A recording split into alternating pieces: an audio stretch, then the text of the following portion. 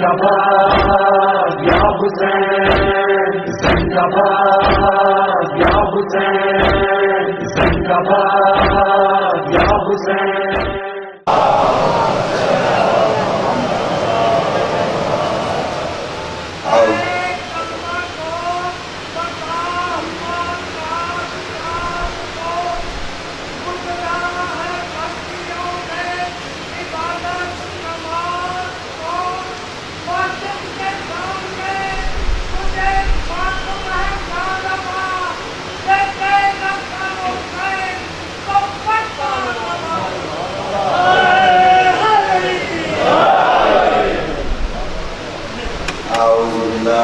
الشيطان الرجيم بسم الله الرحمن الرحيم الحمد لله رب العالمين الرحمن الرحيم والصلاة والسلام على أشرف الأنبياء والمرسلين سيدنا ومولانا أبي القاسم محمد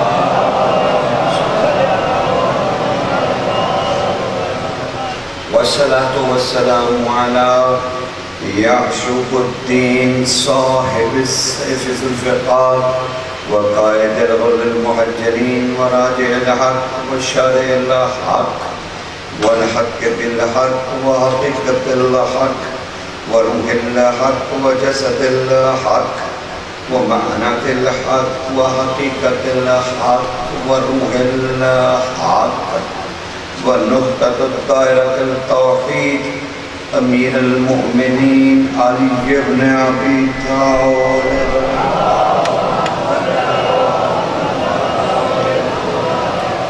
والصلاة والسلام على سيدة النساء العالمين بنت رحمة النبي الكريم والصلاة والسلام على جميع الأنبياء والمرسلين وأوصياء رسله والصلاة والسلام على قناديل التوحيد حجج الله إلى الخلق طيبين الطاهرين المعصومين والصلاة والسلام على منتكم آل الله بقية الله حجة الله القائم الصاحب العصر والزمان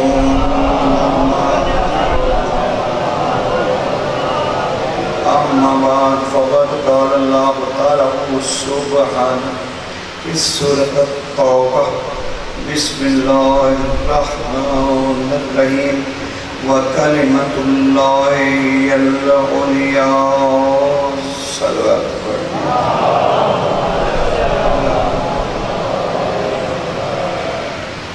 علی کو اسی سانس لیتی زندگی میں مان لیجئے کیونکہ مرنے کے بعد تو کافر بھی علی کو مان جائے گا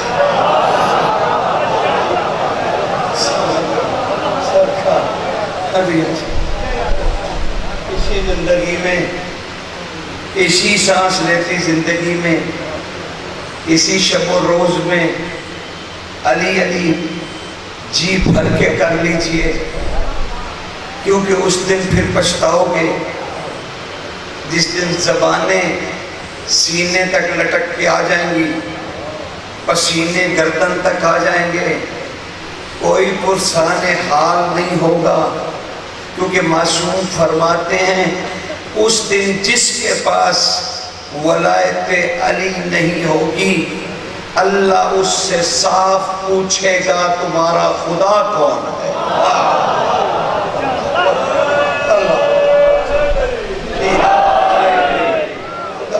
سلامت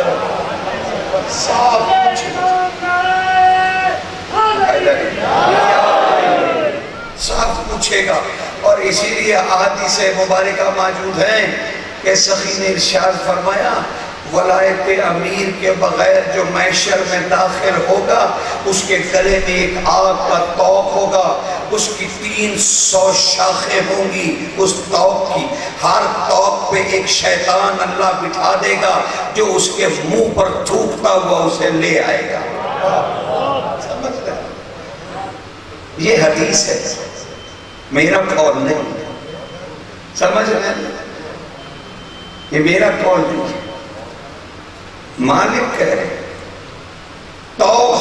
گردن میں 300 شاخیں ہوں گی، ہر شاخ پہ شیطان بیٹھا ہوگا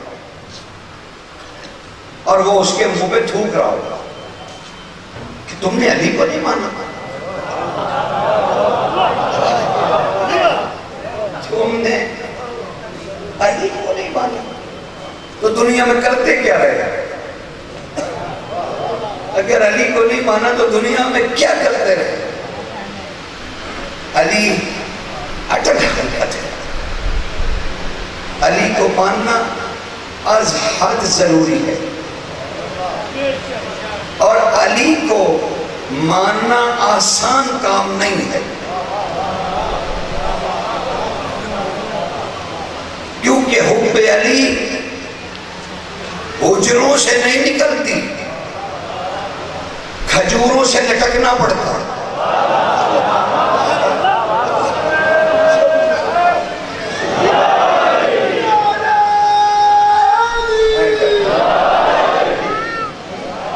سمجھنا سرکار، اور صرف یہ نہ سوچئے کہ یہ کھجور تو حضرت نیشم کے زمانے میں تھی، نہیں، اگر محبت علی اور ولائے علی اور مودت علی اور اس سے دشمنی اب بھی چل رہی ہے نا، تو پھر کھجوریں بدل گئی ہیں، سمجھ رہے نا؟ پہلے وہ درخت والی تھی جس پہ میشم، کبھی آپ نے سوچا جس شخصیت کے ہاتھ پاؤں کٹ جائیں اس کے اندر، اس کے جسم کے اندر خون کتنا رہتا ہے؟ ختم ہو جاتا، اور وہ لٹک بھی رہو سرکار، لٹک بھی رہو تو خون کتنی دیر رہے گا جناب اس کے اندر؟ ختم ہو جائے گا، تو وہ 3 دن زندہ کیوں رہا؟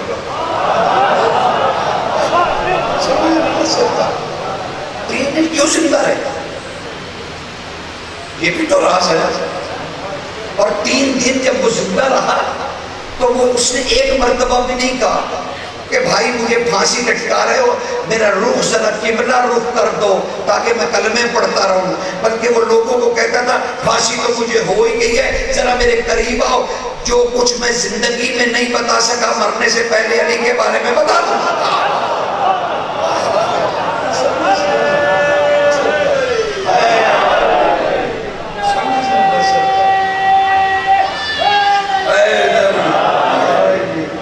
گزارش سرکار اس نے نہیں کہا مجھے قبلہ رخ کر، میں 2 رکعت نماز آنکھوں سے ہی پڑھ لوں۔ وہ جانتا تھا کہ نماز تب قبول ہوتی ہے جب ولایت ہو، وہ جانتا تھا اس حقیقت کو، اسی لیے وہ ولایت پہ سوچ رہا۔ اور حضرت رشید ہجری کے بارے میں پتہ نہیں جانتے ہو کہ نہیں؟ ہاں، اتنی بڑی شخصیت کو آپ بھلا بیٹھے، یہ بھی حضرت نیشم کے ساتھ، انہیں بھی کھجور پہ لٹکایا گیا۔ حضرت رشید ہجری، ہاں، ان کی بیٹی شہزادی کنوا، آپ کو کیا پتا اس نے شامی حکومت کو ناکو چنے چبوا دیے۔ ہاں یہ دیکھیں نا، یقیناً مجھے تکلیف ہو رہی، میں بچوں سے کیا گزارش کروں؟ ہمارا بیٹا اب چل چلاؤ آخری زمانہ زندگی کا، اور قوم کی حالت دیکھ کر اور اپنی حالت دیکھ کر زیادہ دکھ ہو رہا کہ ہمیں چاہیے تھا ہم یہ فریضہ انجام دیتے کہ ہم اپنے بچوں کے آگے سارے نکات رکھتے۔ سنو، فقہ کا مسئلہ ہے کہ کھڑے پانی سے وضو حرام ہے، پانی کھڑا ہونا تو اس سے وضو نہیں ہو سکتا، جاری پانی میں وضو ہوتا ہے، یہ فقہ کا مسئلہ۔ سرکار کی تشریف فرما ہے اور بہت سارے اہل دانش لوگ بیٹھے، آپ سب انتہائی مدبر قسم کا یہ اجتماع ہے، یقین جانیں خدا کی قسم میں آپ لوگوں سے بے انتہا متاثر ہوں، کیونکہ آپ، میں دیکھتا ہوں، کیونکہ میں ممبر پہ بیٹھا ہوں، میں سب کو دیکھتا ہوں، یقین جانیے آپ کے چہروں پر ہر بات پہ جو تدبر ظاہر ہوتا ہے نا، وہ میرے لیے بڑا اطمینان بخش ہے، اور میں سمجھتا ہوں کہ میری محنت سوالت ہو رہی ہے کہ آپ غور فرما رہے ہیں اور انہیں سوچ رہے ہیں کہ یار جہاں اتنا کچھ اتنی دنیا کو سن لیا، آخر اسے بھی سننے میں اور فکر کرنے میں کیا حرج ہے؟ ضروری نہیں ہے کہ میں عقل کامل ہوں، نہیں، وہ بادشاہ ہے، لیکن میرے بچے، آج کے دور کے بچے، انہیں جاننا چاہیے، انہیں سمجھنا چاہیے، انہیں لسانیات کو سمجھنا چاہیے، انہیں دین اور مذہب کے معاملات کو سمجھنا چاہیے، کیونکہ اس پر ان کی آخرت کھڑی ہے۔ ہاں، یہ کسی بحث مباحثے کرنے والے دو شخصوں کی بات نہیں ہے، یہ خدا کا معاملہ ہے اور محمد والے محمد کا معاملہ ہے، اسے پس پشت ڈالنا نہیں، یہ بہت بری بات ہے۔ تو میں عرض کر رہا ہوں کہ بھائی فقہ کا مسئلہ ہے کہ کھڑے پانی سے وضو حرام، کھڑے پانی سے وضو کر کے عبادت نہیں ہو سکتی، باطل ہے وضو، کھڑے پانی سے وضو کرنا باطل ہے۔ تو جب کھڑے پانی سے وضو باطل ہے اور عبادت نہیں ہو سکتی، تو کھڑی سوچ سے کیا دین چلے گا؟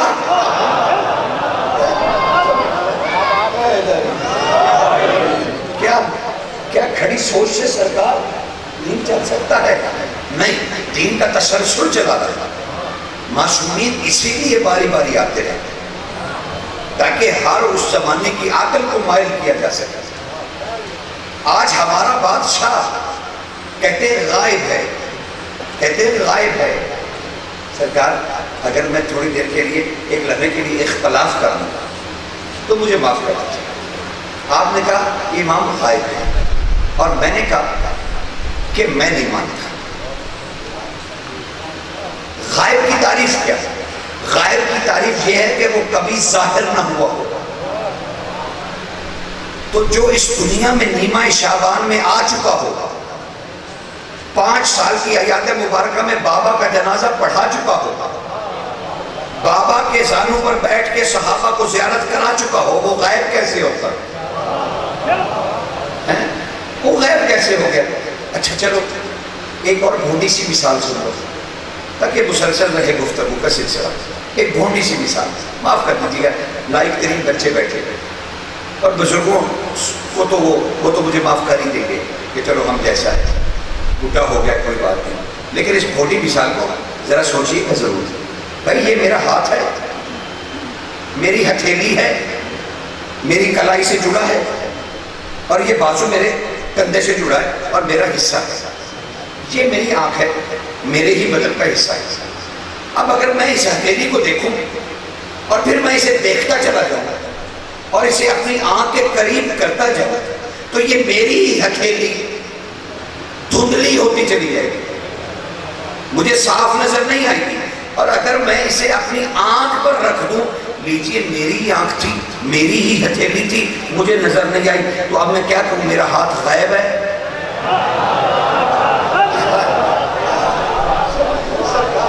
کیا میں اسے غائب کہہ دوں؟ نہیں، یہ غائب نہیں ہے۔ تو پھر یہ نظر کیوں نہیں آیا؟ بھائی نظر اس لیے نہیں آیا کہ تمہارے قریب بہت تھا، تو جب ہاتھ اتنا قریب تو نظر نہیں آیا، تو جو حجت خدا شہر راگ سے زیادہ قریب ہو وہ تمہیں نظر کیسے آئے؟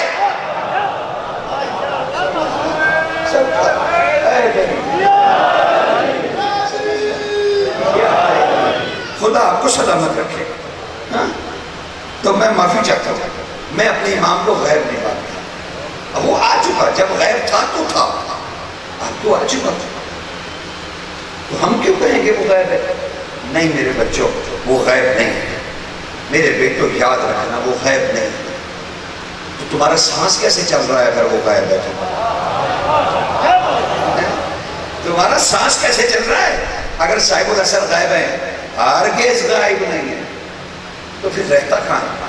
برمودا ٹرائل میں کیا کہتے ہیں؟ کیا کہتے ہیں کہ مختلف جزیروں میں رہتا ہے، دشمنوں سے ڈر کے چھپا ہے۔ کیوں چھپا ہے؟ نہیں چھپا، نہیں چھپا، کیونکہ آئے سورہ زمر وَأَشْرَحَتِ الْأَرْضُ بِنُورِ رَبِّهَا، ایک دن یہ زمین اپنے رب کے نور سے چمک اٹھے گی۔ اور سارے مفسرین نے، سارے شعراء قرآن میں، سب نے شارحین نے یہی لکھا کہ اس سے مراد مہدی ہے، کہ جب مہدی ظاہر ہو جائیں گے زمین جگمگا اٹھے گی، جگمگا اٹھے گی۔ بھائی دیکھو وہ جگمگا اٹھی ہے زمین، تو ہمیں نظر کیوں نہیں آ رہا؟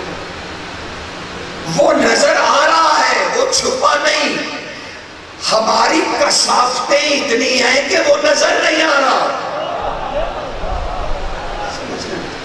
بجائے اپنی کثافتوں کو دور کرنے علامتیں ڈھونڈنے چل پڑے ہیں۔ ماشاءاللہ کون سی علامت ہوگی تو وہ ظاہر ہوگا، دنیا میں یوں ہو جائے گا، فلاں ہو جائے گا۔ ایک ہی سب سے بڑی علامت ہے کہ جب یہ دنیا ظلم و جور سے بھر جائے گی، تو ہم نے ظلم و جور سے مراد گناہ لیے۔ کمال ہے، سن رہے ہیں نا آپ؟ بھائی ہم نے کہا ظلم و جور سے مراد گناہ ہے، کہ جتنے زمین گناہوں سے بھر جائے گی، ظلم ہوگا، لوگ ایک دوسرے کا چھین لیں گے، مار ڈالیں گے، حدود ہوں گے، فلانا ہوگا، ڈنگڑا ہوگا، تباہی مچ جائے گی، گناہان کبیرہ و صغیرہ جاری ہو جائیں گے، تو امام آئیں گے۔ معاف کیجئے، یہ جو گناہ کبیرہ و صغیرہ آپ کہہ رہے ہیں نا، ان کا تعلق جزا اور سزا سے ہے، ظہور مادی سے نہیں۔ سرکار اللہ اکبر،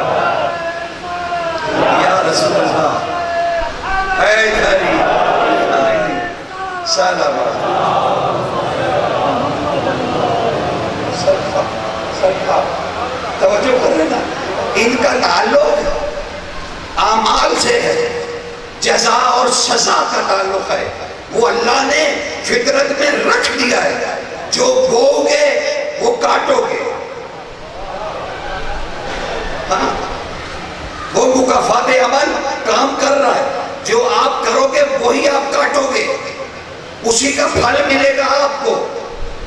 اس کا تعلق امام کے آنے سے نہیں ہے، یہ تو کام رسول اللہ کے زمانے میں بھی ہو رہا تھا۔ بھائی یہ سارے گناہ ہو رہے تھے تبھی تو آیتیں آئیں، اگر نہ ہو رہے ہوتے تو حکم بھی نہ آتے۔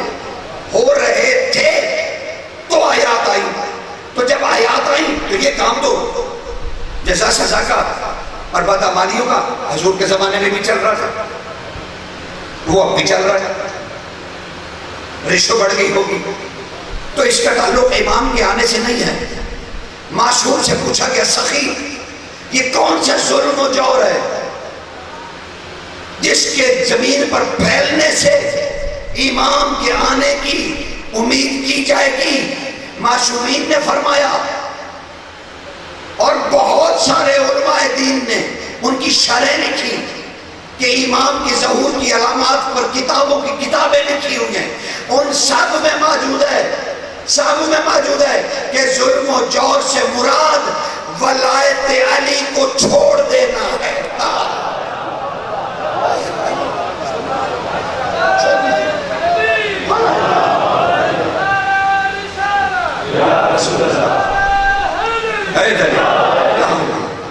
سمجھ میں سرکار، ولایت علی کو چھوڑ دینے علامت ہے کہ ظہور قریب ہے۔ ولایت کو چھوڑ دینا کئی شکلوں کا ہے، کئی شکلوں کا۔ وہ آپ مجھ سے بہتر کیا ہے،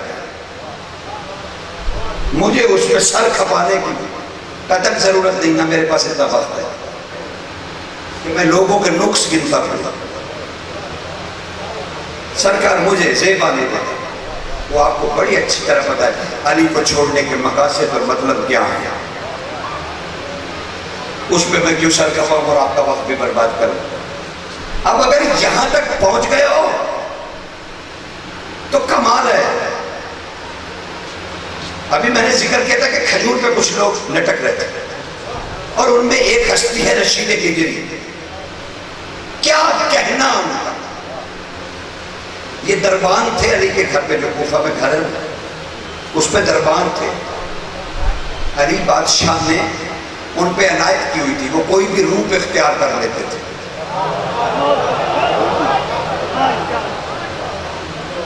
ہاں بیاروں نے بات کریں، باقی بہت ساری کتابیں کریں۔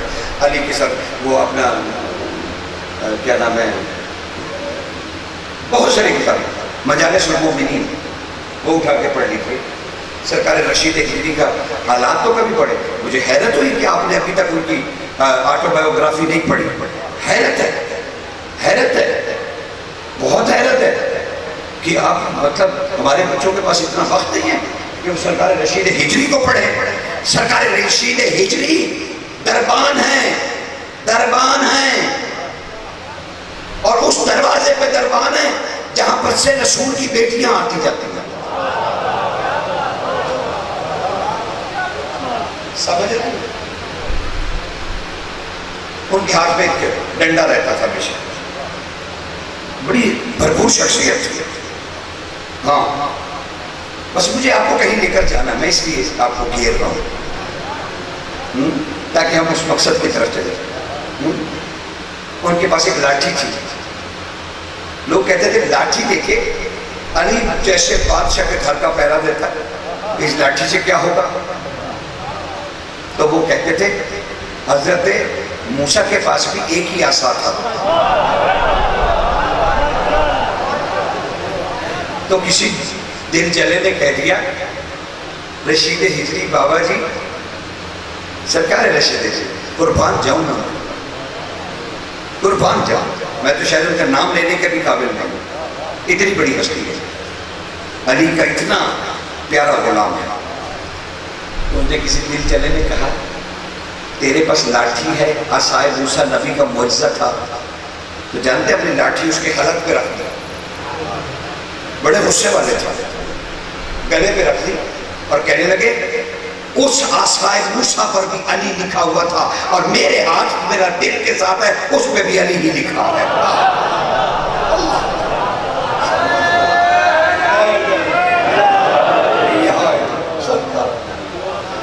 ایسی شخصیت تھے جو چاہے رخ اختیار کرتے. انہیں بھی سزا دی گئی عشق علی کی اور کھجور پہ لٹکانے کا حکم دیا. ان کی بھی ٹانگیں کاٹ دی. ہم مسئلہ ہیں، یہ سب مسئلہ سرکار رشید ہجری ایک ہی زمان، ایک ہی دنوں کی بات ہے. کھجور پہ لٹکا دیا اور حکم دیا گیا کہ اس کے قریب کوئی نہ ہو. دور سپاہی بٹھا دیے گئے.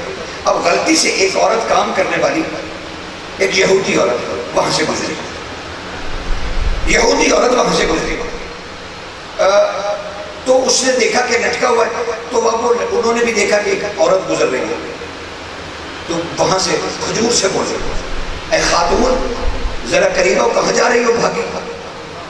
کہا وہ جو شہر کا گورنر ہے نا لئی ابن زیاد، وہ مال غنیمت بانٹ رہا، تو میں وہ لینے جا رہی.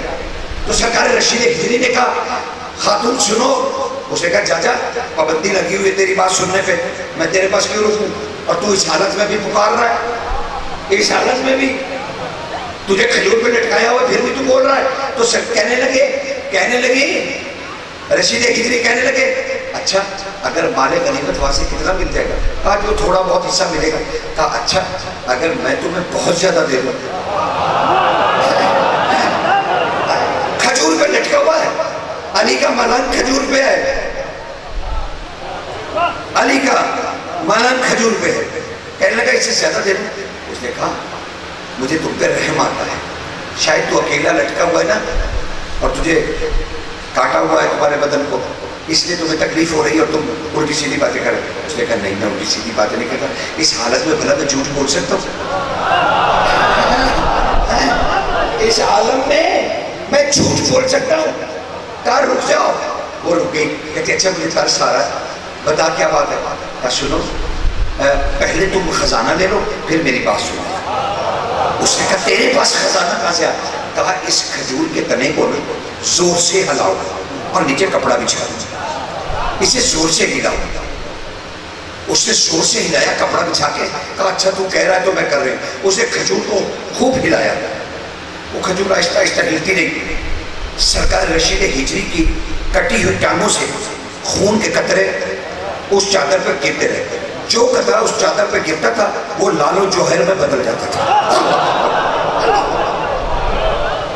وہ لال و جوہر میں بدل جاتا تھا، لال ہو جاتا۔ اب وہ گرتے رہے قطرے، وہ تو ڈھیر لگ گیا۔ اس عورت سے دیکھا اٹھا کے، اسے کہا یہ تو جواہرات بنتے جا رہے ہیں۔ اسے کہا یہی تو میں تمہیں کہہ رہا تھا کہ میں جھوٹ نہیں بول رہا، تم آزما کے دیکھ لو۔ اسے کہا اچھا بس اتنا کافی ہے، اتنا ہی کافی ہے، یہ تو بہت زیادہ ہے، تیرا خون جواہرات کیسے بن جاتا ہے؟ اس نے کہا اچھا اب تو اپنا وعدہ پورا کر، جو میں تم سے کہوں وہ تم کرو گی نا، تم کرتی کیا ہو؟ اسے کہا میں لوگوں کے گھر میں جھاڑ پوچھ کا کام کرتا ہوں۔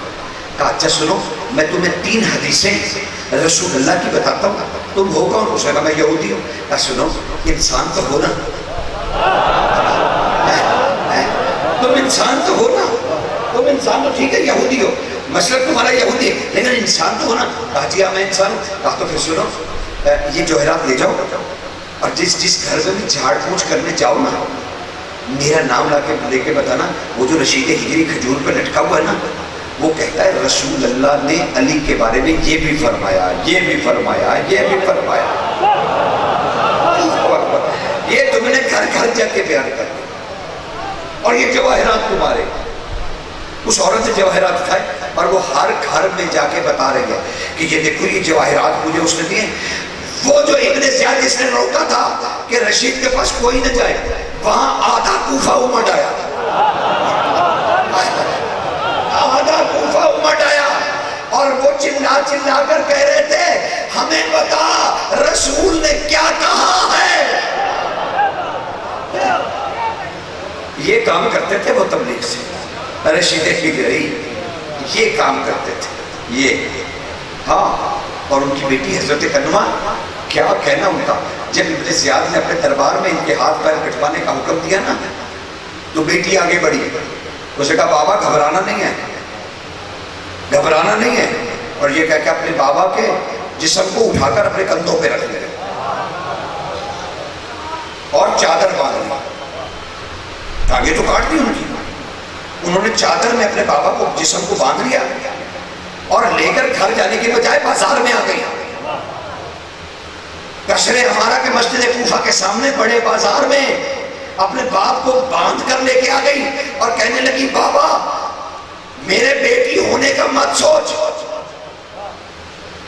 یوں سمجھ تو منبر پہ ہے، بول علی کے فضائل۔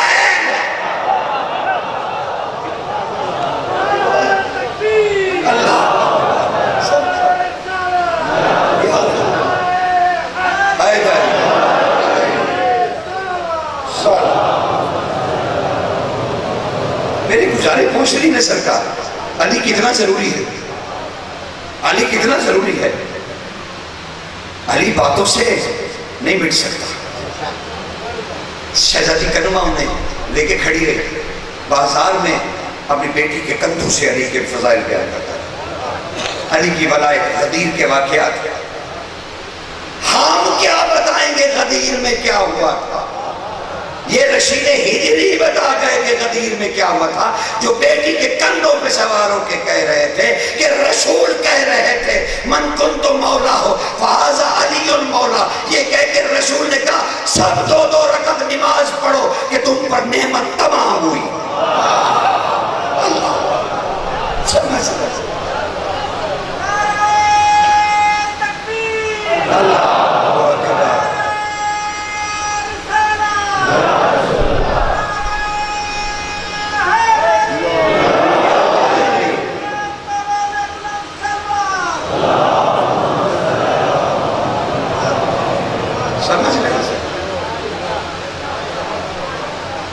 لوگوں نے مولا ہونے کی خوشخبری سنی اور سب سجدوں میں گر پڑے، پھر نماز 2 رکعت ختم ہوئی، رسول کے سامنے پھر کھڑے ہوئے، سخت گرمی تھی، آبلے پڑ گئے سروں میں،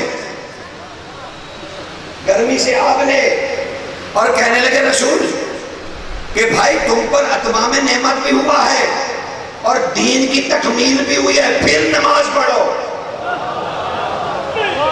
2 رکعت پھر پڑھی سب نے، پھر اٹھے، پھر کہنے لگے اب علی کی بیعت کرو، اور جو بیعت کر کے باہر آئے وہ پھر 2 رکعت نماز پڑھے۔ حتیٰ کہ غدیر میں حضور نے پڑھوائی. شکرانے میں کہ علی تمہیں ملا, علی تمہیں ملا, شکرانے علی غدیر میں تمہیں اعلان کیا گیا ہے. لیکن یہ کمال ہے, میسم کو اور سرکار حبیب ابن مظاہر کو تو آپ جانتے ہیں, جانتے ہیں نا, دونوں کوفہ کے رہنے والے, دونوں کوفہ کے رہنے والے. بھرا بازار ہے, ایک ادھر سے آ رہا ہے, ایک ادھر سے آ رہا ہے. خوبصورت تمثیل سے,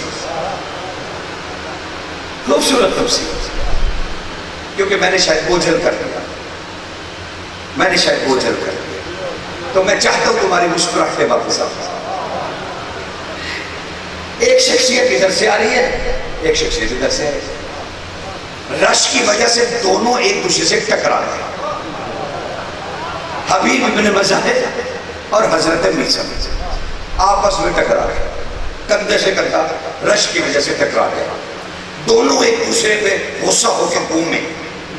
کیسے بتا غصہ ہو جاتا ہے کہ کیوں ٹکرایا؟ غصے میں گھومے. اور حضرت حبیب ابن مظاہر نے کہا سبحان اللہ, یہ سرخ گالوں والا بوڑھا ان قریب کھجور پہ لٹکایا جائے گا. جو ہی آمنے سامنے ہوئے, چہرہ دیکھا تو سرکار حبیب ابن مظاہر نے کہا یہ سرخ گالوں والا بوڑھا ان قریب کھجور پہ لٹکے.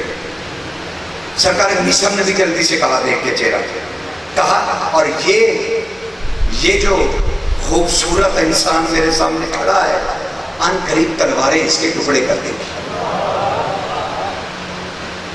اب سرکار حبیب ابن مظاہر نے کہا آپ میسم تو نہیں, میسم تو نہیں. کہاں پورے جلال سے کہا میں ہی میسم تمار ہوں. تم نے کیسے پہچانا؟ حبیب ابن مظاہر نے چونکہ کہا سرکار میں تو آپ کا بڑا ادب کرتا ہوں, آپ علی کے محبوب غلام ہیں. سنیے, کیونکہ علم منایا جو ہے وہ علی نے آپ کو سکھایا تھا, یعنی لوگوں کے مرنے اور جینے کا علم. تو آپ نے کیونکہ مجھے کہا کہ ان قریب مجھے تلواریں ٹکڑے کر دیں گی, تو میں نے جانا کہ یہ میسم کے سوا کوئی بات نہیں کر سکتا. تو اب میسم حیرانوں کی کہنے لگے لیکن تم نے بھی تو مجھے کہا کہ میں کھجور پہ لٹکایا جاؤں گا, تم نے یہ علم کہاں سے سیکھا؟ حبیب ابن مظاہر تمہیں تو میں نے علی کے پاس کبھی نہیں دیکھا, میں نے تو 4 سال علی کے ساتھ گزارے اور 4 سال میں سیکھا. حبیب ابن مظاہر مسکرا دیے اور کہنے لگے سرکار آپ میرے بڑے بزرگ ہیں لیکن آپ بہت ہی نالائق تھے. آپ ہیں تو میرے بزرگ لیکن بہت نالائق ہیں. مسکرا دیے میں سے, کیوں؟ 4 سال میں سیکھا علی کے پاس. کہا تو تم نے کہاں سے سیکھا, تم تو علی کے پاس نہیں تھے. تو سرکار حبیب ابن مظاہر نے آنکھیں بند کر کے کہا سرکار میسم کیا بتاؤں, میں مدینہ میں ایک رات حسین کے پاس رہا تھا, جب صبح اٹھا تو میں عالم تھا.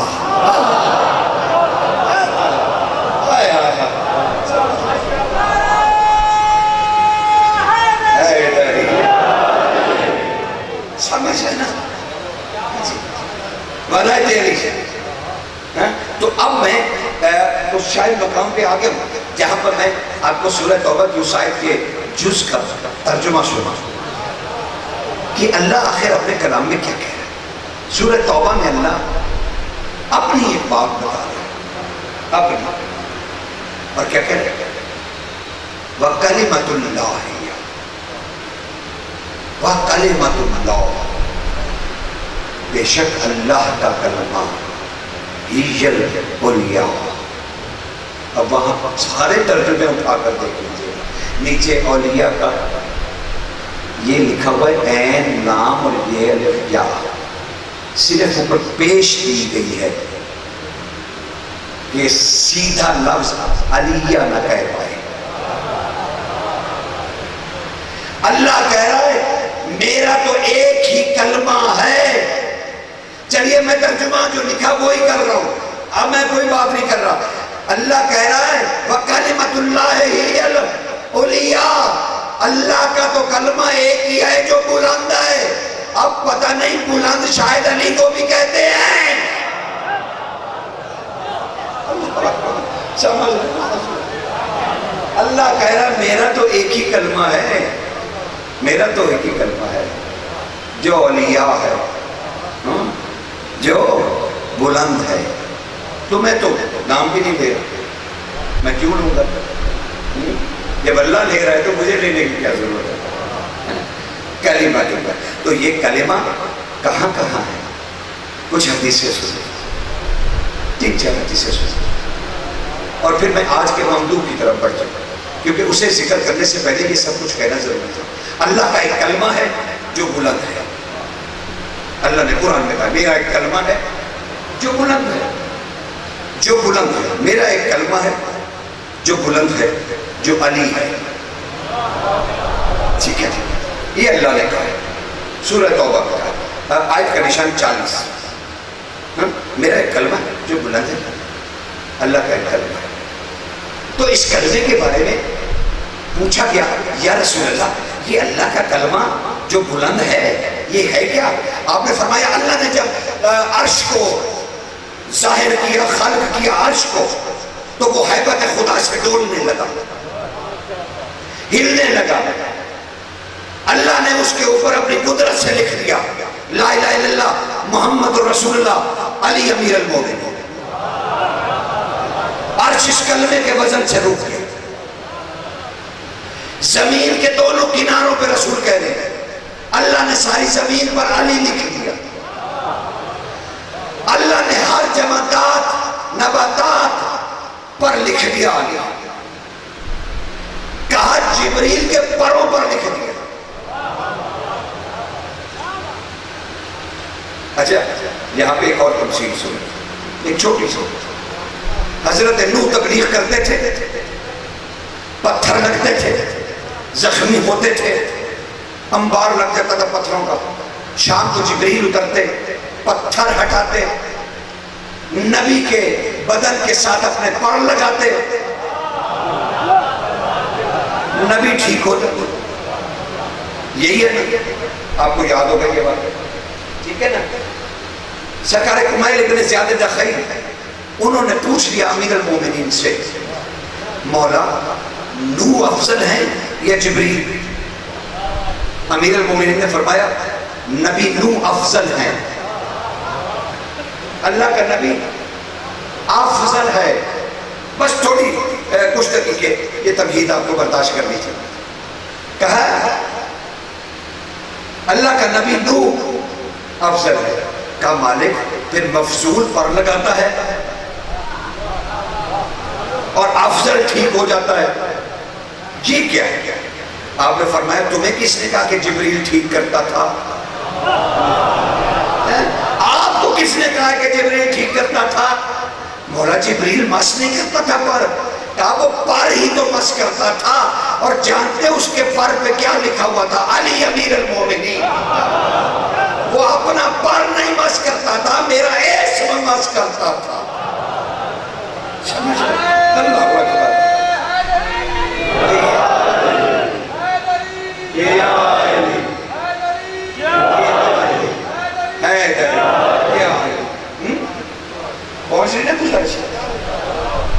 ہاں یہ ایک الگ موضوع ہے، بالکل بالکل ایک الگ موضوع ہے کہ جب یہاں معصوم زمین کے معصوم بیمار ہوتے تھے تو طبیب وہاں سے آتا تھا، نوح بیمار ہوا طبیب ادھر سے آیا۔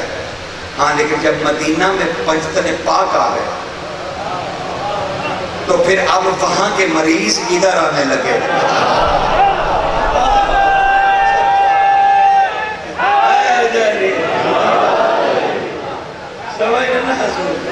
پھر اب وہاں کے مریض ادھر آنے لگے، اور ان مریضوں کا تعلق بھی آخرت سے تھا، آخرت سے تھا تعلق، خدا کی قسم۔ اور اب آج جو ممدوح میرا بادشاہ جس کا میں ذکر کرنا چاہ رہا تھا، دیکھیے آٹو بایوگرافی معاشرہ اس کی لکھتا ہے جس نے معاشرے میں زندگی گزاری۔ سمجھ رہے سر؟ اس کی سوانح عمری ہوگی نا جس نے معاشرے میں زندگی گزاری ہو، اور جس کی ظاہراً حیات مبارکہ 6 ماہ ہو، اس کی حیات سوانح عمری کیسے لکھی جائے؟ مشکل ہے نا. لیکن تاریخ گواہ ہے 4.5 لاکھ صفحے لکھے گئے ہیں ان 6 ماہ پر. ایک شہزادہ جو گہوارے سے ہی نہیں نکلا، اس پر 4.5 لاکھ صفحے. معصوموں کا ستارہ جس کا ترجمہ کیا گیا، جرمن نظم ہے. 14,000 تو صرف اسی کے شعر جو گوروں نے، مشتر شریف نے لکھا. یہ ساری چیزیں آپ نہیں پڑھیں گے، دیکھیں گے نہیں تو پھر قباحتیں پیدا ہوتی ہیں، قباحتیں پیدا ہوتی ہیں. اسے اگنور نہیں کیجیے.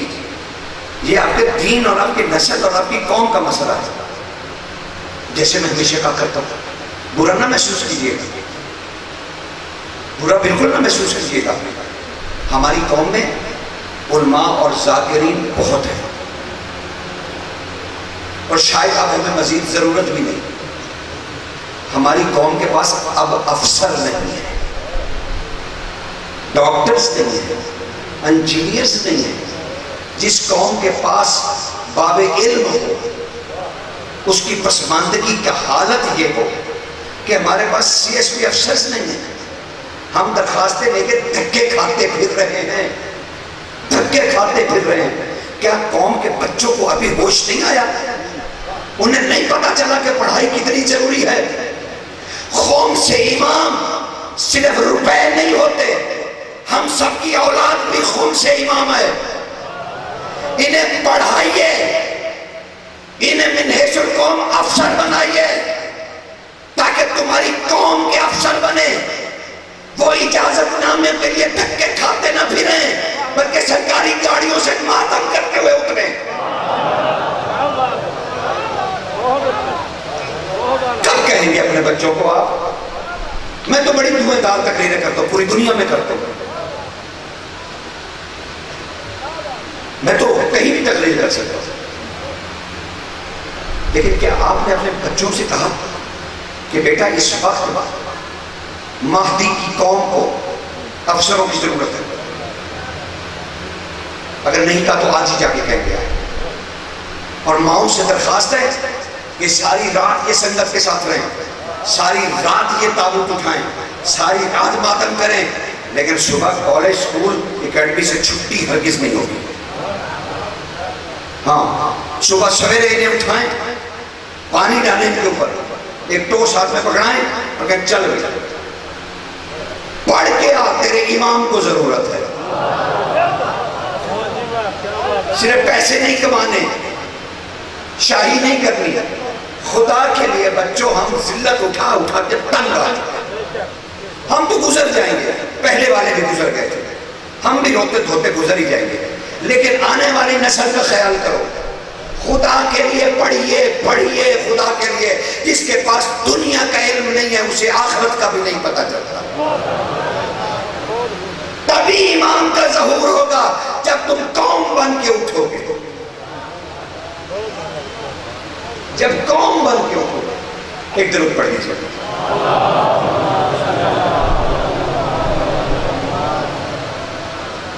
اور میں کسی بڑے شہزادے کا علمی مقام نہیں بیان کر رہا، جو 6 ماہ کا حسین کا بیٹا تھا.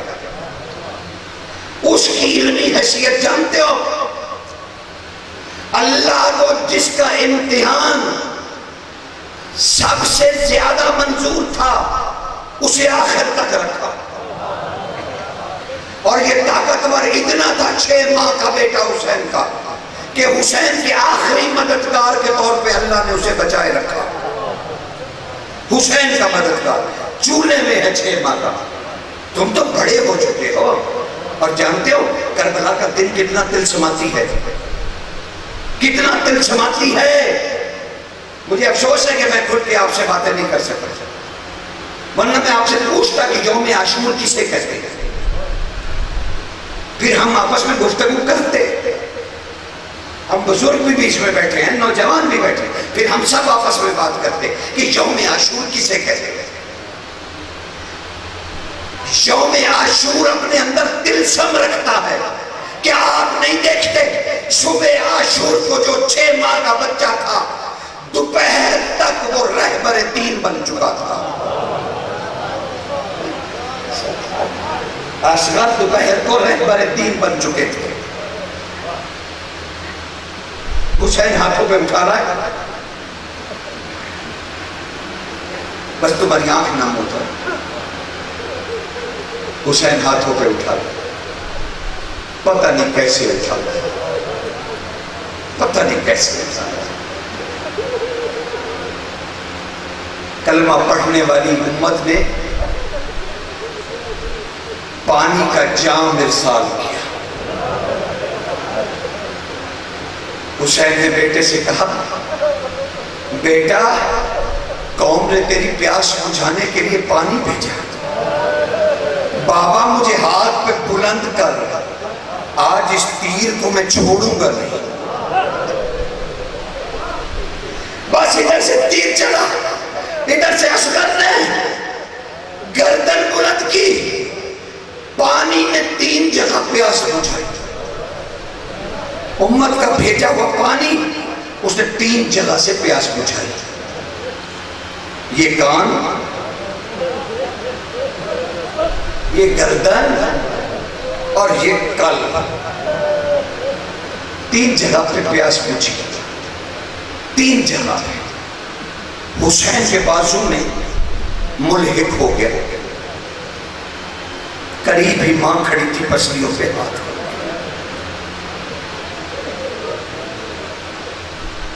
حسین تو تیر نہ کھینچ، میں ماں کھینچوں گی،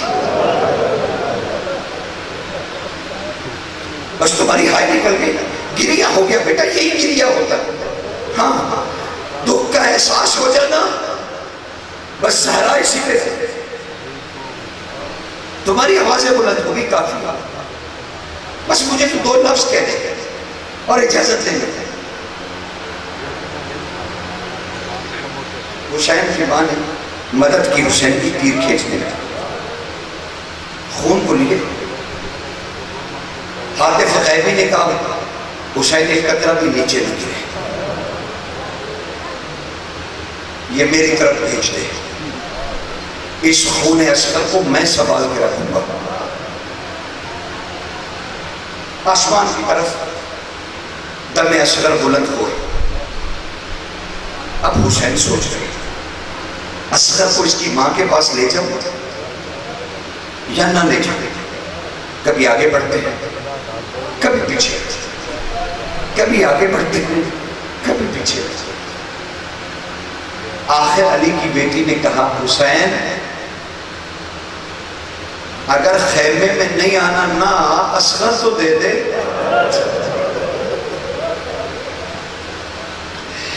کہا علی کی بیٹی شہزادی سلام و اکبر، اصغر خیمے کے اندر بھیجنے کے لائق نہیں آئے۔ تب اصغر کی ماں خیمے کے دروازے پہ ہے اور آگے کہنے لگی، اگر باپ ہاتھوں پہ اٹھا سکتا ہے تو ماں بھی دیکھ لے گی۔ کہا اچھا پھر برقع پہن کے باہر آ جائے۔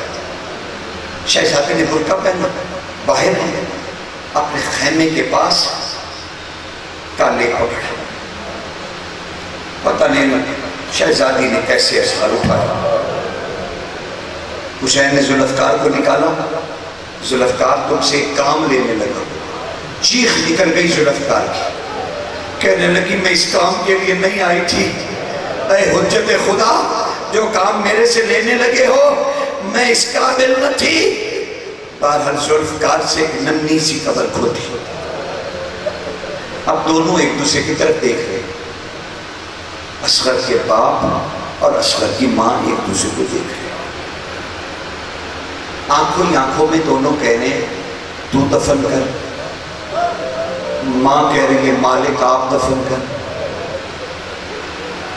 اچانک حسین کی پشت سے آواز آئی، حسین ہٹ جا، میں محمد آ گیا، میں رسول رحمت آ گیا، لا اصغر ہمارے حوالے کر دے۔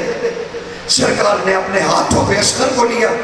امام موسیٰ کاظم کی مقتل تیوب سے روایت دے رہا ہوں، کوئی خطابت نہیں کر رہا، اللہ نہ کرے کہ میں کوئی اپنے جملے کو لے کے رسول اللہ نے اصغر کو لے کے قبر مبارک میں لٹایا، اپنا امامہ اتار کر ریت، گرم ریت گلاب کے پھول پر ڈلتی ہے۔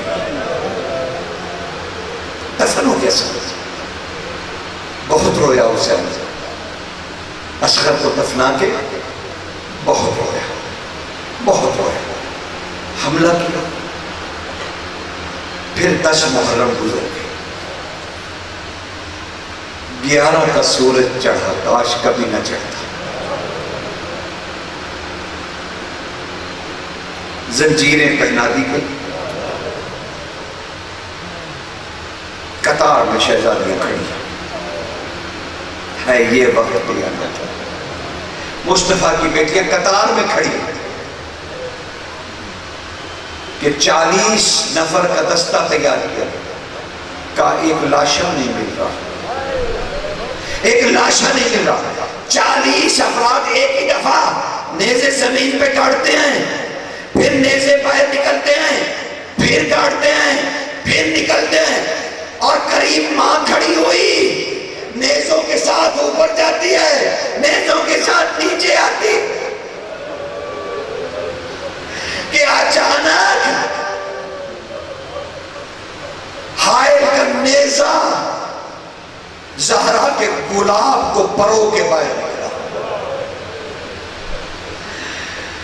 نیزے پر ایک معصوم نازنی بدن تھا، شمر نے اشارہ کیا، شمر نے اشارہ کیا، قریب آئے، حائل نیزہ لے کے آئے، شمر نے نیزہ پکڑ اور شہزادیوں کے پاس کہا تم میں سے اس کی ماں کون ہے؟ تم میں سے اس کی ماں کون ہے؟ چپ۔ اچانک اس نے نیزے کو جھٹکنا شروع کیا، وہ جو پھول پرویا گیا تھا نا وہ زمین پہ گر پڑا، وہ پھول زمین پہ گر پڑا۔ اس نے آگے بڑھا اور اپنا پیر اٹھایا، کہا اگر کوئی نہیں بولے گا تو اس پھول کو مسل دوں۔ تب ایک شہزادی آگے بڑھی، کہا میں ہوں امراؤ قیس کی بیٹی، میرا ہی یہ پھول ہے۔ اسے کہا اچھا، کہا پھر کھڑی رہی، یہ کہہ کہ اس نے پھول کو اٹھایا، اس نے بدن اصغر بے شیر کو اٹھا کے اس نے دیکھا، پھر اس نے خنجر ہندی نکالا، پھر اس نے گردن دیکھی جو شاید کسی ایک ہی رگ کے ساتھ کھڑی تھی، اس نے اصغر کی گردن کو دیکھا، پھر اپنے خنجر کو دیکھا، پھر اس نے کمال بن نیازی سے خنجر پھینکا، اس نے کہا نہیں خنجر کی تو ضرورت ہی نہیں رہی، یہ کہہ کہ اس نے اس کی ماں کے سامنے اب میں کیا عرض کروں، اس پھول کی پتیاں اس نے ہاتھوں میں لی، اور جو اس نے ایک جھٹکا دیا، ارے ایک ہاتھ میں اصغر کا سر تھا، ایک ہاتھ میں بدن تھا، محمد زمین پر منہ کے بل گرے، کہا میں رحمت للعالمین تھا، وَلَا نَتُ اللَّهِ قوم الظالمین۔